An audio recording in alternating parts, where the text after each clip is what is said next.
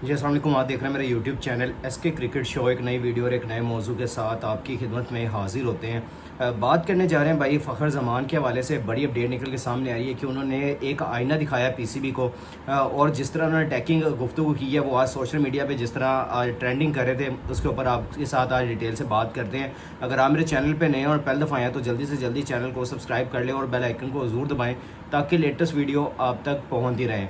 सबसे पहले मैं फ़खर ज़मान साहब की इस हिम्मत की दाद देता हूँ, और मैं इसलिए दाद दे रहा हूँ कि कोई भी जो आपके एक्स क्रिकेटर्स देख लें या आपके करंट क्रिकेटर्स देख लें या आपके कैप्टन ही देख लें, तो कोई भी इस काबिल नहीं रहे। पिछले तकरीबन जब से मैं कवर कर रहा हूँ, पिछले 4-5 साल की मैं बात कर रहा हूँ, तो कोई भी इतने काबिल नहीं रहे हैं कि उन्होंने कभी आवाज़ उठाई हो अपने हक़ के लिए।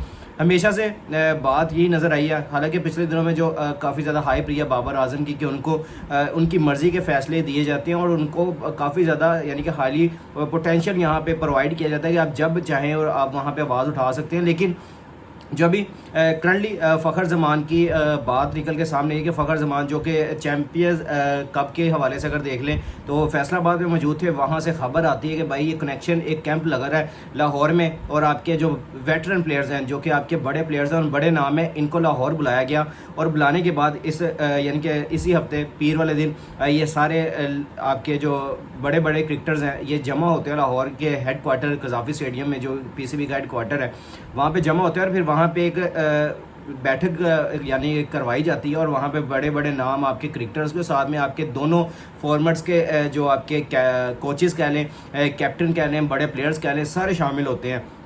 वहाँ पे शामिल होने के बाद जब बीच में विजुअल निकल के सामने आते हैं, मैंने जब वो पहली वीडियो की थी और मैंने तब भी कहा था कि भाई अंदर से बड़ी खबरें इस तरह की हैं कि बड़ा ही आड़े हाथों लिया गया प्लेयर्स की जानिब से, और प्लेयर्स ने बड़ी अच्छी अच्छी बातें की हैं और मोहसिन नकवी साहब के सामने बड़े बड़े मुतालबात रखे हैं। अभी फ़खर ज़मान के हवाले से भी सुबह से सोशल मीडिया पर ये बातें चल रही हैं कि फ़खर ज़मान ने बड़ा ही अच्छा आईना दिखाया पीसीबी को, और उन्होंने कहा है कि भाई फ़खर ज़मान जो कि पाकिस्तान के ओपनिंग अटैकिंग बैट्समैन के साथ साथ अटैकिंग एग्रेसिव अपनी स्पीच भी रखते हैं। उन्होंने कहा है कि भाई जो फ़खर ज़मान मोहसिन नकवी साहब से मुखातिब हो रहे थे और उन्होंने एक क्लियरली मैसेज दिया कि भाई हमें काफ़ी ज़्यादा तंग किया जाता है एज ए प्लेयर जब हम क्रिकेट खेल रहे होते हैं और हमारे ऊपर अननेसेसरी प्रेशर डाला जाता है। उन्होंने कहा कि बात हमेशा सर्जरी के बारे में होती है, लेकिन ये हमेशा एक पाकिस्तानी खिलाड़ी जो मरीज़ के तौर पर ख़त्म होता है अपने इर्द गिर्द के लोगों को क्यों नहीं देखते हैं। ये मोहसिन नकवी साहब को उन्होंने मुखातिब किया और उनसे बात की है कि आप लोग हमेशा प्लेयर्स की सर्जरी की बात क्यों करते हैं, आप हमेशा से ये क्यों कहते हैं कि भाई अगर टीम हार गई तो प्लेयर्स को निकाल दो, प्लेयर्स ने ठीक नहीं, आप उनको क्यों नहीं निकालते जो आपके इर्द गिर्द काम करें, जो कि डाटा एनालिस्ट देख लें या आपके बड़े बड़े ओहदों पे बैठे वो लोग हैं जो कि इन प्लेयर्स की मेंटल हेल्थ के ऊपर भी काफ़ी ज़्यादा असरअंदाज होते हैं। उन्होंने कहा है कि जनाब मैंने बीपीएल में खेलने के लिए एनओसी मांगा, लेकिन जब मैं वहाँ पहुँचा तो उन्होंने मुझे वापस आने को कहा। मैंने सीपीएल के लिए एनओसी की दरख्वास्त की और 30 घंटे सफ़र करने के बाद उन्होंने मुझे फिटनेस टेस्ट के लिए वापस बुला लिया। यहाँ से आप हिसाब लगाएं कि ये उन्होंने अपनी एनओसी के बारे में बात करे और मैनेजमेंट के बारे में बात करी है जिस तरह मैनेजमेंट उनके साथ करती है। और ये खबर किसने ब्रेक की है? पाकिस्तान के बहुत ही बड़े जर्नलिस्ट जो कि क्रिकेट को कवर करते हैं उन्होंने ये किया। मैं डॉक्टर नुमान न्याज़ी की बात कर रहा हूँ जो कि काफ़ी ज़्यादा आपको पता है कि क्रिकेट के साथ जुड़े रहते हैं और अंदर सोर्सेज उनके काफ़ी ज़्यादा स्ट्रॉन्ग है। उन्होंने ये खबर ब्रेक की कि फ़खर ज़मान ने कनेक्शन कैंप मीटिंग में चेयरमैन पीसीबी से बात करते हुए कहा कि जब भी कोई मामला होता है तो आप कहते हैं कि टीम की सर्जरी होगी, लेकिन आप इनकी सर्जरी क्यों नहीं करते जो आपके नीचे काम कर रहे हैं। मुझे 4 महीने पहले बिग बैश लीग खेलने का एनओसी दिया गया, जब मैं वहाँ पहुँचा तो दोबारा बुला लिया गया। फिर कैरिबियन लीग खेलने के लिए मैं 6 महीने पहले एनओसी के लिए दरख्वास्त दी और फिर मैं वहाँ खेलने गया और 30 घंटे का लंबा सफ़र तय किया।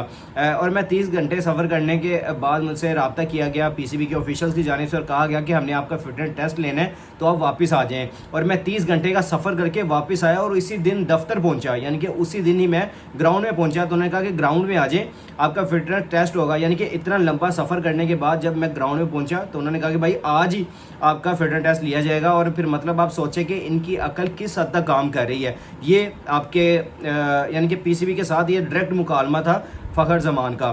फ़खर ज़मान ने ये आईना दिखाते हुए कहा और उनके सामने ही वो कोचेज़ कह रहा हूँ सॉरी, वो मैनेजमेंट के लोग बैठे थे। उस्मान वाहिला साहब है जो कि ये सारे एनओसी के मामला देखते हैं पीसीबी में, वो सामने बैठे। उन्होंने वहाँ पे फ़ौरन टोक के कहा कि हमने कभी ऐसा नहीं किया, यहाँ पे सब कुछ अच्छा चल रहा है। तो फ़खर ज़मान ने उनको फ़ौरन टोका। वहाँ पे टोकने के बाद उन्होंने कहा कि आप कह रहे हैं सब कुछ सही चल रहा है, ऐसे कैसे सही चल रहा है? जब भी हम कोई बात करते हैं हमारी बात नहीं सुनी जाती है, जब भी हम कोई एनओसी मांगते हैं हमें कोई एनओसी नहीं दी जाती जल्दी। और जब उन्होंने कहा कि मुझे ILT20 जो कि मैंने पिछले बताया था कि दुबई की लीग है, वहाँ पे डेजर्ट वाइपर्स की तरफ से आपको फ़खर जमान खेलते हुए नजर आएंगे, तो उन्होंने वहाँ पे भी क्लियरली कहा कि मैंने तकरीबन 4 महीने पहले से ILT20 लीग के लिए मैंने NOC के लिए दरख्वास्त दी हुई है, लेकिन अभी तक मुझे कोई जवाब नहीं आया। तो उसके लिए आगे से भाई मुंह बनता है उस्मान वाला साहब का, और वो उस पर कोई जवाब नहीं दे पाते हैं। तो यहाँ से साफ लगा कि ये जो खबरें अंदर से निकल के सामने आ रही है, तो ये जो अटैकिंग मूड पे नज़र आ रहे हैं फ़खर जमान भी, और फ़खर जमान के साथ साथ आपके एक्स क्रिकेटर जो हैं वो भी उनको अप्रिशिएट कर रहे हैं कि यार कोई तो है जो बोलने की ताकत रखता है। और उन्होंने फिर अपना क्लियरली तौर पर कहा कि भाई ये मेरा मसला नहीं है, मैं 1-2 साल की मेरे अंदर क्रिकेट बाकी है, मैं क्रिकेट खेलूंगा और मैं चला जाऊँगा। लेकिन जो पाकिस्तान के मुस्तकबिल के क्रिकेटर हैं, अगर उनके साथ ये रवैया रखा गया और इस तरह उनको टॉर्चर किया गया, तो क्या वो लॉन्ग टर्म के लिए पाकिस्तान के लिए खेलेंगे? नहीं खेलेंगे। वो भी कहेंगे भाई हमारी जान छूटे, हम किसी और मुल्क की तरफ से खेलेंगे।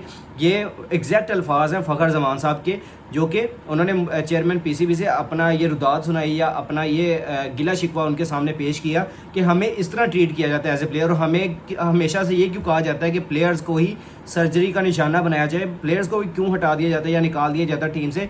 जो आपके ऊपर बैठे हैं, जो जनरल एनालिस्ट हैं, जो आपकी पूरी मैनेजमेंट करते हैं, सिलेक्शन कमेटी बैठी है, हमेशा से उनको क्यों नहीं निशाना बनाया जाता? दूसरी तरफ अगर देखें तो जो चेयरमैन PCB हैं ये हर साल 2 साल बाद 3 साल बाद चेंज हो जाते हैं, लेकिन जो इनके नीचे काम कर रहे होते हैं वो अपनी भाई सर्विस पूरी करते हैं। वो वही लोग लगे हैं जो कि आज से 5 साल पहले भी अगर चेयरमैन कोई और था तो उसके साथ भी वही लगे हैं, अगर कोई और नया चेयरमैन आता है तो उनके साथ भी कोई और लगे हैं, तो यानी कि उनके साथ भी यही लगे हैं। तो यानी कि यहाँ से आप हिसाब लगा सकते हैं कि यही जो आपका नीचे से जो मैनेजमेंट है यही इतनी ख़राब होती है। इस वजह से ही ना आप डाटा एनालिस्ट अच्छे होते हैं, ना आपके पास वो टीम की मैनेजमेंट अच्छी होती है, और ना ही आप अच्छे तरीके से अपना डोमेस्टिक देख लें या कोई अपना अच्छे तरीके से इंटरनेशनल लेवल की टीमें बना पाए हैं अभी तक, जो कि आपके सामने है कि हम पूरी दुनिया में किस तरह रुसवा हो रहे हैं। तो आपके सामने ये फ़खर जमान ने एक बड़ा स्टेटमेंट उठाई, और मैं यहाँ पे दाद देना चाहूँगा फ़खर जमान की हिम्मत को, जो कि अच्छी तरीके से बात उन्होंने अपनी मोहसिन नकवी साहब के सामने रखी। और दूसरी तरफ मुझे थोड़ा दुख ये हुआ कि उन्होंने कहा कि मेरे अंदर सिर्फ 1-2 साल की क्रिकेट बाकी है, 2 से 3 साल उन्होंने कहा है कि मैं खेलूँगा और उसके बाद मैं चला जाऊँगा, यानी कि उन्होंने ये कहा है, और अभी उनकी एज इतनी नहीं है, लेकिन फिर भी उन्होंने कह दिया कि भाई मैं 1-2 साल 3 साल के लिए मैं अवेलेबल हूँ, उसके बाद मैं क्रिकेट मेरे अंदर इतनी है और इसके बाद मैं साइड पर हो जाऊँगा। तो यहाँ से आप हिसाब लगाएँ कि आपके क्रिकेटर्स भी इस तरह के सेटअप से कितने ज़्यादा तंग हैं। और जो मैं पिछले शुरू से हमेशा से बात करता हूँ कि हमेशा ऊपर से मैनेजमेंट अगर स्ट्रांग बनेगी, PCB में लोग अच्छे आएंगे, वो अगर अच्छे तरीके से काम करेंगे, तो आप थ्रू और नीचे से आपके प्लेयर्स के अंदर भी जज्बा पैदा होगा, उनके अंदर यानी कि खेलने के लिए जो तड़प होगी वो पैदा होगी, और फिर अच्छे रिजल्ट प्रोड्यूस होंगे, चाहे वो इंटरनेशनल लेवल पे है चाहे आपके डोमेस्टिक लेवल पे है। तो जो आपके सामने ये खबर थी आप तक पहुँचानी थी, आप लोग भी इस पर अपनी कमेंट सेक्शन में इस राय का इज़हार ज़रूर कीजिएगा और बताइएगा कि यार फ़खर जमान ने जो ये पॉइंट रेज़ किया ये कितना फ़ायदेमंद साबित हो सकता है आने वाले फ्यूचर के लिए और PCB के लिए ख़ास तौर पे। तो आप नीचे कमेंट सेक्शन में अपने राय का इज़हार ज़रूर कीजिएगा। अगर आपको मेरी ये वीडियो पसंद आई है तो जल्दी से जल्दी लाइक शेयर और कमेंट्स कर दिया करें, और जिस भाई ने अभी तक चैनल को सब्सक्राइब नहीं किया हुआ जल्दी से जल्दी चैनल को सब्सक्राइब कर लें और बेल आइकन को ज़रूर दबाएँ ताकि लेटेस्ट वीडियो आप तक पहुँच जाए। मिलता है नेक्स्ट वीडियो में। टेक केयर, अल्लाह हाफिज़।